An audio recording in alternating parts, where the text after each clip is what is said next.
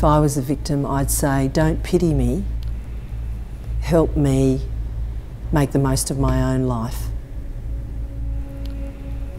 I'd say thank you for the work that you're doing. Thank you that you're showing the world this crime and you're bringing it into the light, and that you're really making a difference and bringing value and placing value upon humanity.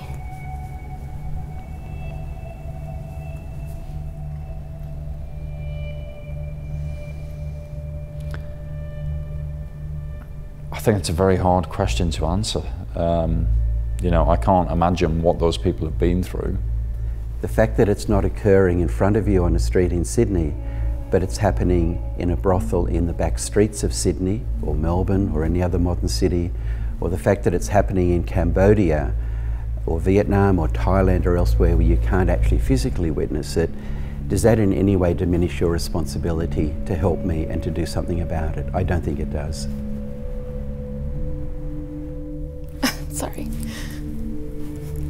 They're amazing, what they've been through and what they bring and what they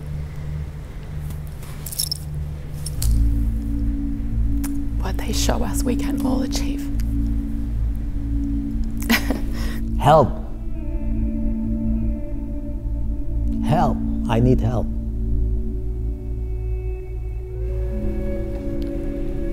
Wow. I would say, thank goodness there are people who recognise that this isn't right. I would say thank you for doing what you do and being who you are and seeing beyond something that doesn't directly impact yourself, and for realising that there are people in the world that don't have the same opportunities as you and I. I don't think I can answer that. To put yourself in someone's shoes like that is pretty difficult. Thank God they've got a voice for us, because we don't have a voice. We do need people like you. I would say that my life is worth as much as your life, and that you need to fight for our freedom. It's not fair. It's inhumane. It's unjust. And if it was you, or if it was your child, you know, won't you fight for us? Won't you fight for me?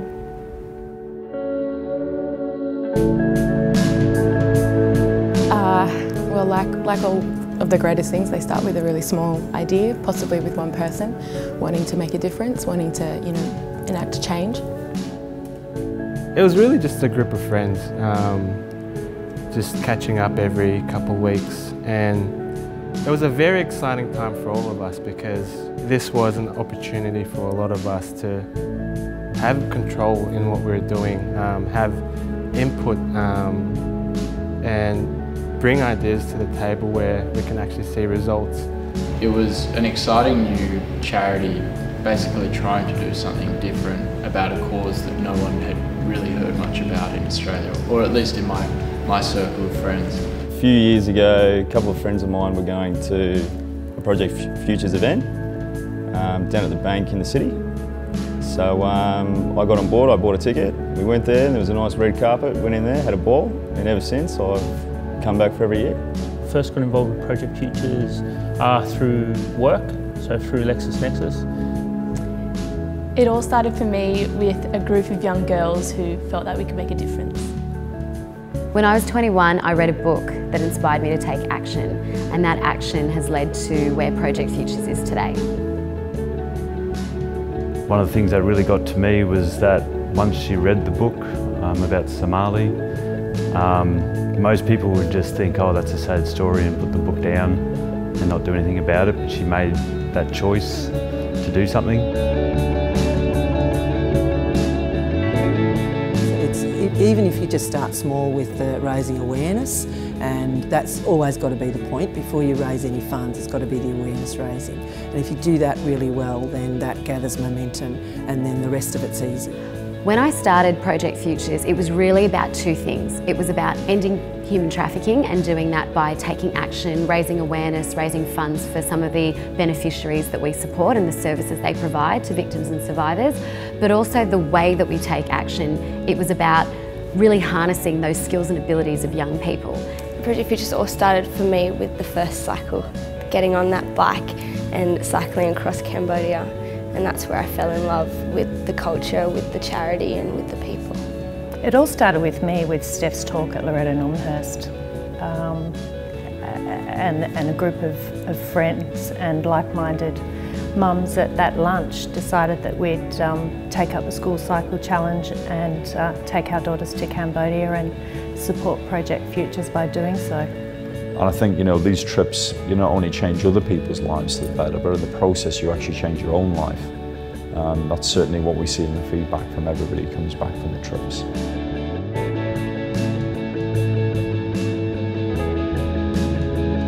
To see the change that, the smallest amount of money can make, it's huge. And I think, we've had these discussions before that you can put a monetary value on something like this much money is going to make this change, but when you look at it as a whole and as a sustainable programs, and then when you see the victims of trafficking actually moving into these leadership roles as well, that's incredible. It's great to be behind the Project Futures brand, and I feel like it's a really collaborative atmosphere where you're sort of working towards something that's bigger than you are, and I think that's, it's very powerful and it's great to be a part of. So Project Futures is a non-profit organisation that raises awareness and funding to support anti-trafficking services in Australia and beyond. So how do we do that? We run events, we run amazing campaigns, we run online media communications, we do school and university presentations, we speak to companies in their corporate workplaces to get their employees aware and involved.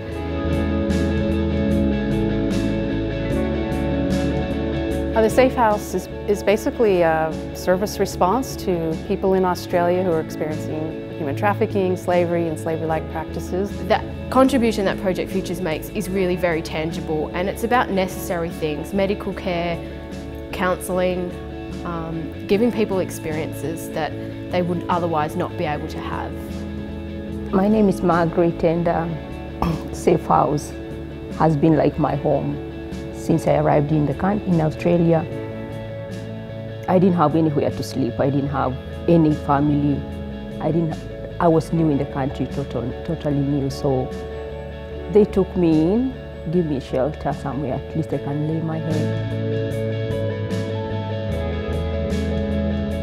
I had no idea, as I think a lot of people didn't, the enormity of it. Didn't think that it happened in Australia. Really, I don't think I realised that it happened to anywhere near the extent that it does. Human trafficking is an absolute abhorrence. The whole notion that in this day and age people could be kidnapped or sold and enslaved is just something that every one of us should, I think, be deeply concerned about. If I was trafficked and if I was in slavery, and if my cries for help would be heard, and if that was me, I'd hope someone out there would be listening to me. So I kind of put that in my sort of mindset, and that's, I want to hear their cries for help, so I want to act. It is that sheer enthusiasm, that youthful idealism, which is unstoppable. I think that the future is very bright, and I think we've only seen the beginnings. I think there's so much more to come. I think it has the capacity to grow and the capacity to change a lot of people's lives, and I think it has the capacity to, in fact, become one of those charities that people talk about, in the vein of, I guess, the Cancer Council or the McGrath Foundation. I do hope that Project Futures in the future can stand on its own 2 feet and be a growing, thriving charitable organisation that is known to young people as a really fun way to give back, have purpose in your life and make a difference.